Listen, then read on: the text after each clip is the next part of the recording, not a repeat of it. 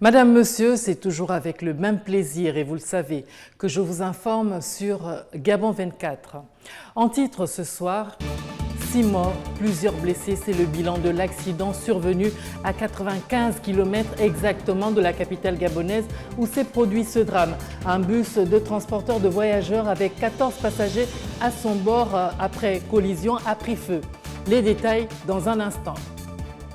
Le réveil a été brutal ce vendredi pour les habitants de la partie nord du Japon. Encore une fois, à cause de la Corée du Nord, un missile semble avoir été tiré. Shinzo Abe dit que le Japon ne tolérera jamais les provocations de Pyongyang. Nous le verrons. Bonsoir et bon confort d'écoute. Accident d'une extrême violence sur la Nationale 1 à quelques encablures de la ville de Kongo, à une centaine de kilomètres de Libreville. Le Premier ministre, chef du gouvernement, s'est rendu sur les lieux pour s'enquérir de la situation. Jean-Pascal Ndong, Bertin Osaga nous font le point. À ce qu'il semble pour ces rescapés, tout est allé très vite et ils ont du mal à réaliser l'ampleur de ce drame. Ça allait vite, hein. Tout ce que je sais, parce que j'étais en train de blaguer avec ceux qui étaient derrière moi là. Il y avait un porte-char devant nous. Donc déjà, il nous a sorti de propos bizarres avec le 68 là. On a voulu le larguer, il n'a pas voulu nous laisser le chemin. Et il nous a dit, vous allez vite comme ça. Arrivé là à Sogassel, là, sur la ligne droite. Nous, en tout cas, on voulait le larguer. Lui, il a brusquement pris la gauche pour rentrer. Voilà. Donc la manœuvre du chauffeur là, c'était trop tard. Informé de la situation, le Premier ministre, chef du gouvernement, sur instruction du président de la République, s'est aussitôt rendu sur les lieux en compagnie des ministres de la Communication, des Transports, de la Santé et de la Défense. Nous avons bien sûr déployé un dispositif pour que les grands blessés puissent être rapidement amenés à Libreville, au Vendo, et probablement aussi à l'hôpital des instructions des armées. Ce dispositif a été efficace et nous restons naturellement vigilants. Nous suivons l'évolution de la situation. Le chef de l'État a demandé que tout soit fait pour que l'accompagnement nécessaire de l'État aux blessés et aux familles endeuillées soit le plus effectif. Après les premiers soins effectués par le docteur Bernard Bitegué, médecin-chef du centre médical de Kango et son équipe, le dispositif mis en place par les autorités s'est enclenché. Évacuation des blessés graves par hélicoptère médicalisé du service de santé militaire, envoi sur Kango d'un autre convoi d'ambulances pour les évacuations par voie terrestre aux fins de prise en charge immédiate. Le chef du gouvernement s'est par ailleurs exprimé sur le transport de produits inflammables à l'origine de l'explosion du bus. Dans le bus, il y avait des bidons d'essence et ce sont ces bidons d'essence qui, au regard des informations qui ont été mises à notre disposition, qui ont provoqué l'incendie, qui a accéléré naturellement les conséquences que nous avons enregistrées. Il faut, à partir de ce constat, prendre un certain nombre de mesures. C'est pour ça que nous allons rapidement voir l'arsenal normatif qui existe en la matière et aussi les actions de sensibilisation qu'il serait nécessaire de mener pour que le dispositif normatif puisse apporter les effets escomptés. Rappelons que le bilan provisoire de cet accident est de 6 morts, plusieurs blessés graves et plusieurs brûlés au second degré. Suite à ce drame, le président de la République a réagi et je le cite, « Un grave accident routier s'est produit ce jour vers 13 h à Kango, à 95 km de Libreville. C'est tout le Gabon qui est endeuillé et meurtri. En mon nom, au nom de la Première Dame ainsi qu'au nom de toutes les Gabonaises et de tous les Gabonais, je tiens à adresser mes pensées les plus émues aux nombreuses victimes de ce drame, à leurs familles et à leurs proches.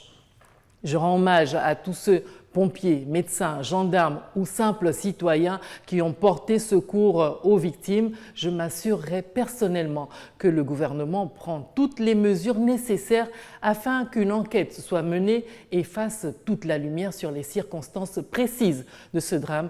Fin de citation. Voilà un extrait du mot de la première autorité du Gabon. Pour la suite, sachez qu'avant ce drame de la route se tenait ce vendredi au Cap Exterias le séminaire gouvernemental. Les ministres disent avoir bien reçu les instructions du chef de l'État. Les membres du gouvernement sont favorables donc à la revue trimestrielle et au processus de nomination par appel d'offres. Uriel Abaga, Bertin Osaga pour Le Point. Sur les coups de 9h ce vendredi, les ministres de la République gabonaise sont arrivés au Cap Exterias pour le deuxième jour du séminaire gouvernemental d'intégration.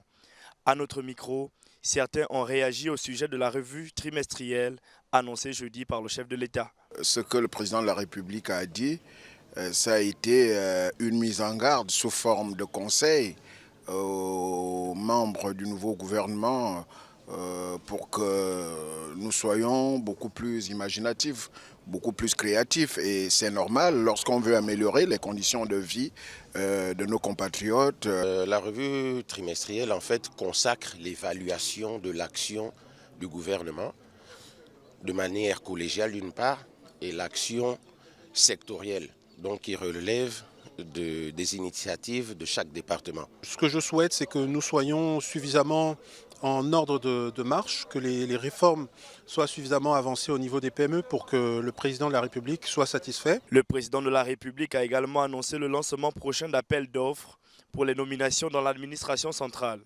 Ses collaborateurs se disent prêts à appliquer. Écoutez, nous, en tant que membre du gouvernement, je me soumets à la discipline imposée par le chef de l'État et j'adhère. Bon, d'abord, je n'ai pas apprécié les instructions du président. J'ai trouvé les mécanismes pour les mettre en œuvre.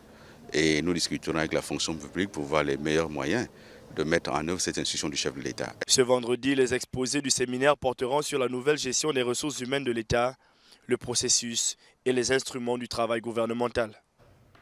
Rien à voir avec ce qui précède. Cette fois, le bureau directeur de la mutuelle de l'université Omar Bongo en conférence de presse ce matin pour éclairer la lanterne de la communauté estudiantine, la presse et l'opinion sur le bien fondé de la réforme de l'augmentation des frais universitaires. PG Opas, Gabriel Ratanga et Hervé Aubion.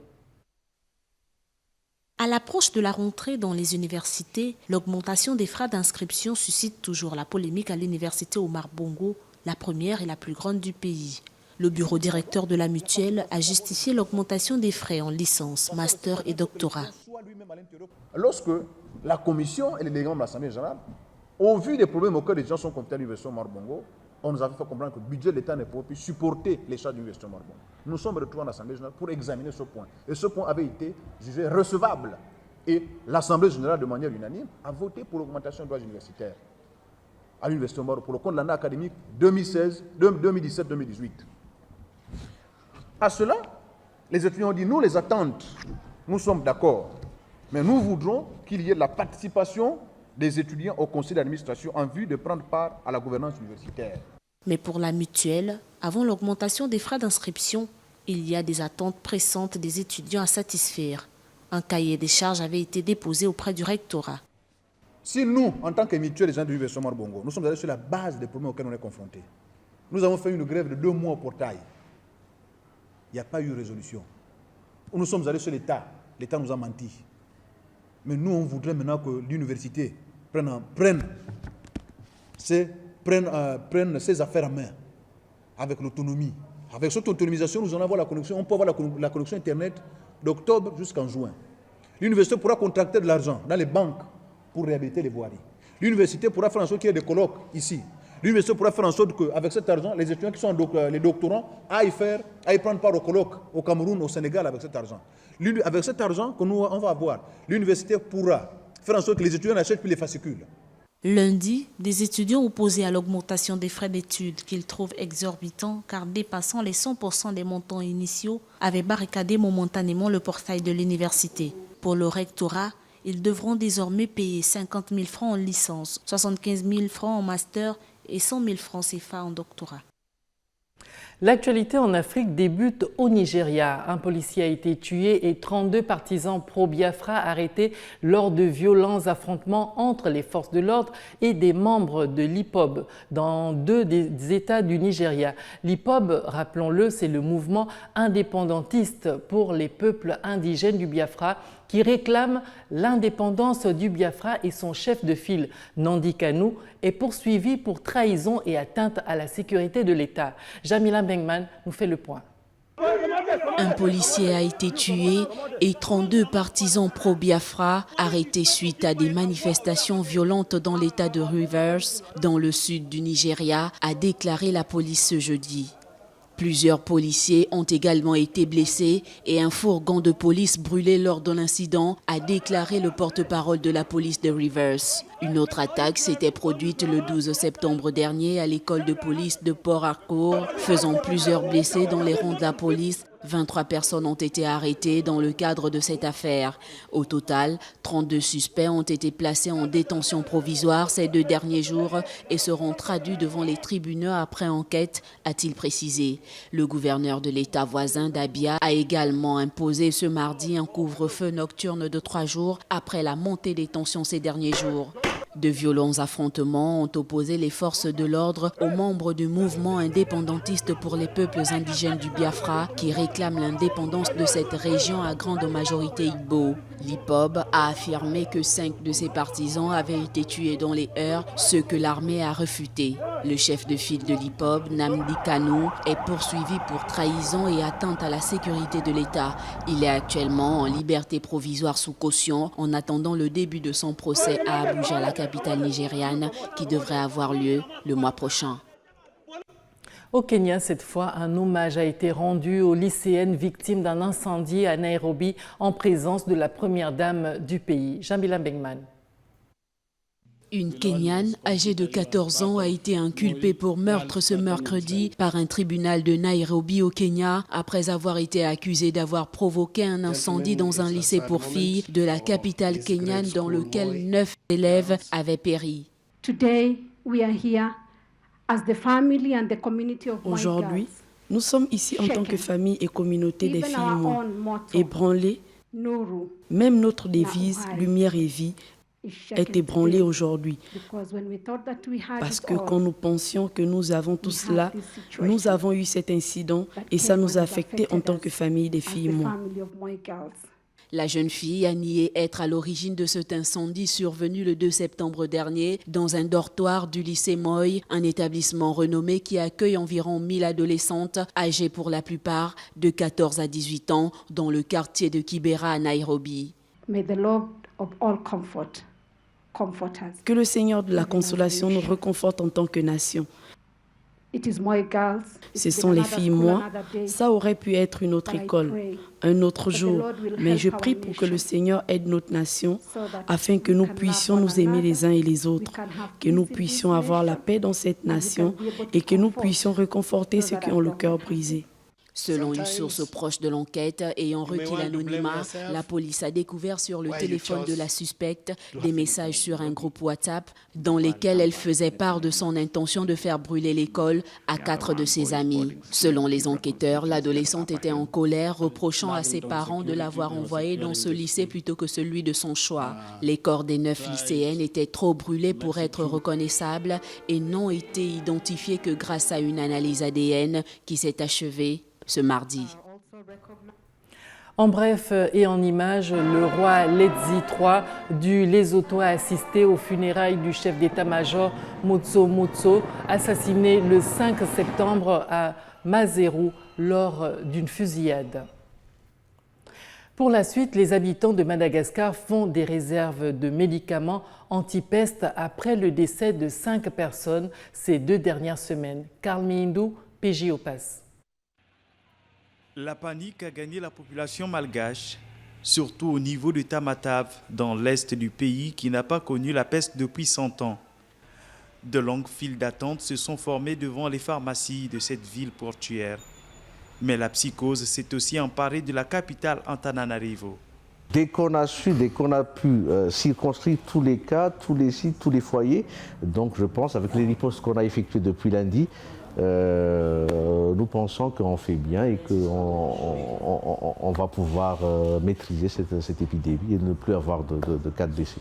À ce jour, entre 250 et 300 personnes ont été traitées par l'État pour empêcher la propagation de la maladie, selon le ministère de la Santé. La peste réapparaît presque chaque année à Madagascar depuis 1980. La saison pesteuse s'étend d'octobre à mars sur la Grande Île, une période qui coïncide avec la saison des pluies. L'explication, c'est c'est à ce moment-là, donc à cette période qui est chaude et humide, que les vecteurs de la maladie pesteuse, qui est les puces donc, vont se développer, vont pulluler et vont gagner les rats. Et avec les feux de brousse, et avec aussi l'exhumation qui se passe en période hivernale, c'est la fin de ces périodes, que vont avoir donc la résurgence de cette peste avec ces trois arguments, si vous voulez. Chez l'homme, la forme bubonique de la peste se soigne si elle est prise à temps avec des antibiotiques. Mais la forme pneumonique, transmissible par la toux, peut être fatale en seulement 24 à 112 heures.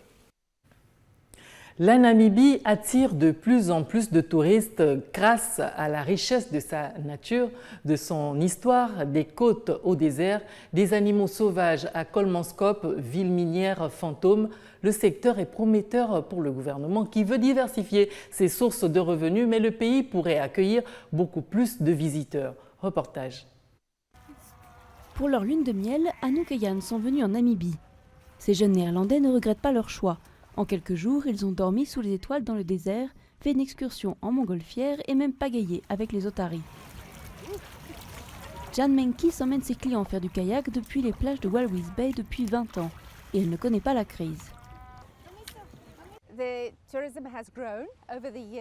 Le tourisme est devenu de plus en plus important au fil des années et les gens aiment faire des activités au lieu de juste visiter.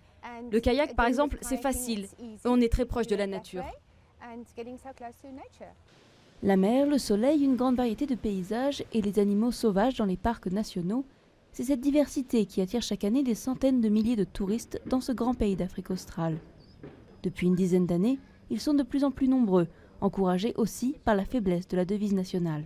J'ai principalement fait l'Asie, qui est quand même beaucoup moins cher en général. L'Afrique, on sait que c'est une destination, notamment la Tanzanie, le Kenya. C'est des destinations qui sont très chères. Et je trouve que la Namibie, justement, ça n'a pas encore atteint les prix de ce genre de pays. Et je trouve que c'est relativement abordable. Parmi les sites favoris, Kolmanskop, une ville fantôme construite au début du XXe siècle par des colons allemands. Le tourisme représente la troisième activité de la Namibie, avec 1 milliard d'euros de revenus, derrière les mines et la pêche. Le gouvernement en a fait un secteur clé pour diversifier l'économie, morose et très dépendant des activités minières. Mais les professionnels réclament plus d'investissements.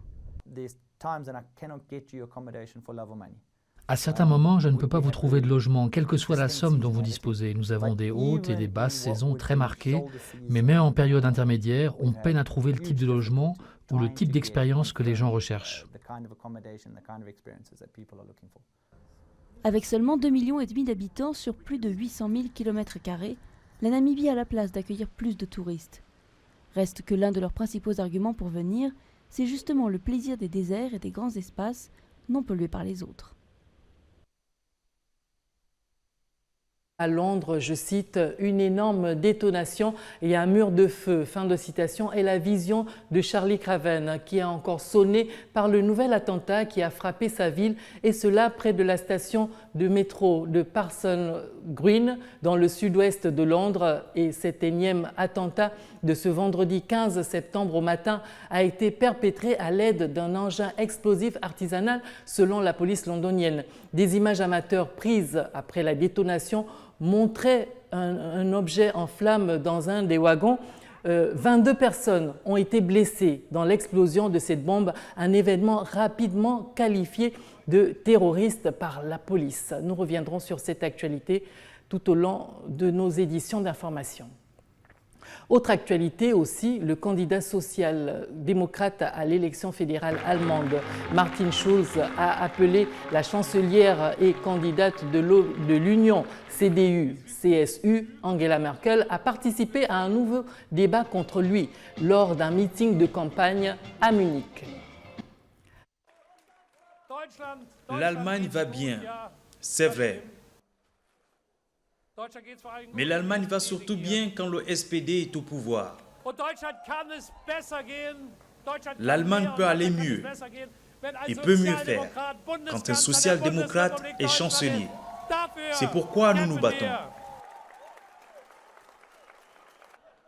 Je vous fais une proposition, Madame Merkel. Le peuple allemand a le droit d'entendre comment vous imaginez l'avenir de ce pays. Par exemple, dans la numérisation, par exemple, dans la formation, par exemple, avec les retraites. Et c'est pourquoi, nuit et jour, à tout moment, je suis à votre disposition pour un nouveau débat. Je vous le disais en titre, lancement de missiles, lancement de missiles. Un missile semble avoir été tiré depuis la Corée du Nord. Mettez-vous à l'abri dans un bâtiment ou un sous-sol. Le réveil a été brutal vendredi pour les habitants de la partie nord du Japon, encore une fois à cause de la Corée du Nord. Regardez. La Corée du Nord a répliqué ce vendredi au dernier train de sanctions de l'ONU en tirant un missile balistique au-dessus du Japon sur une distance semble-t-il inédite, aggravant ainsi des tensions qui sont déjà à des sommets. Nous n'admettrons jamais que la Corée du Nord continue avec des actions scandaleuses et piétine la volonté forte et unie de la communauté internationale envers la paix. Volonté que montrent les résolutions du Conseil de sécurité de l'ONU. Le missile a été tiré d'un site proche de Pyongyang, moins d'une semaine après l'adoption par le Conseil de sécurité de l'ONU d'une 8e série de sanctions pour tenter de convaincre le pays reclus de renoncer à ses programmes balistiques et nucléaires interdits. La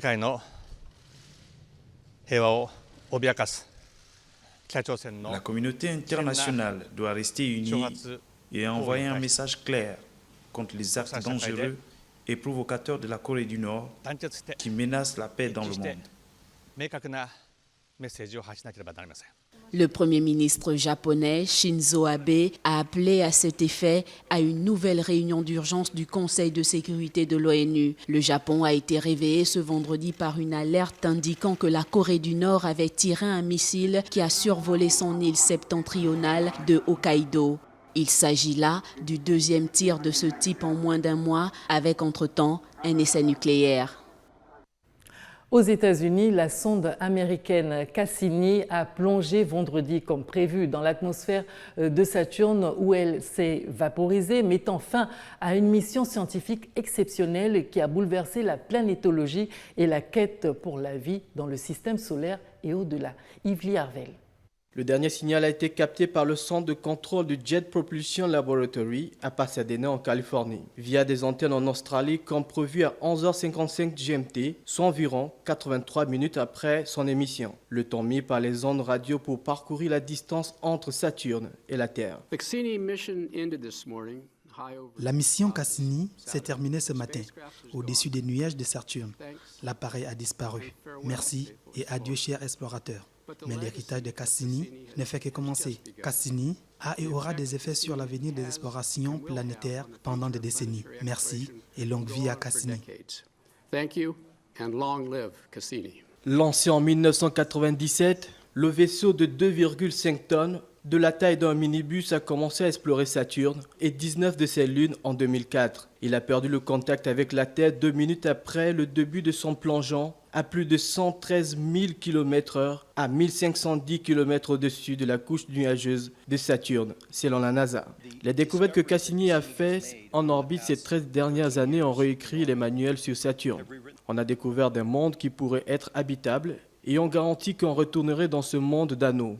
Les découvertes fantastiques qu'on continue de faire avec ces dernières traversées d'anneaux en orbite lors du grand final de Cassini n'ont pas encore été étudiées. Et comme on plaisantait avec Linda Spilker tout à l'heure, les dernières secondes de la mission de Cassini étaient un avant-goût de l'atmosphère de Saturne. 10 de ces instruments fonctionnaient jusqu'au dernier moment. Dans le spectromètre destiné à capter des molécules de l'atmosphère, la sonde a transmis des données durant sa descente jusqu'à la dernière seconde, a confirmé Il Maizé lors d'une conférence de presse. Ces informations précieuses inédites devraient aider à comprendre la formation et l'évolution de la planète gazeuse. À présent, le rappel des titres. 6 morts, plusieurs blessés, c'est le bilan de l'accident survenu à 95 km exactement de la capitale gabonaise où s'est produit ce drame. Un bus de transporteur de transport de voyageurs avec 14 passagers à son bord après collision a pris feu. Nous avons eu les détails de nos envoyés spéciaux sur place. Le réveil a été brutal ce vendredi pour les habitants de la partie nord du Japon. Encore une fois, à cause de la Corée du Nord, un missile semble avoir été tiré. Shinzo Abe dit que le Japon ne tolérera jamais les provocations de Pyongyang. Voilà, Madame, Monsieur, nous vous avons livré là l'essentiel de l'actualité. Merci à vous qui nous regardez de partout dans le monde. Restez sur Gabon 24 pour voir le Gabon autrement. Très bonne fin de soirée à tous.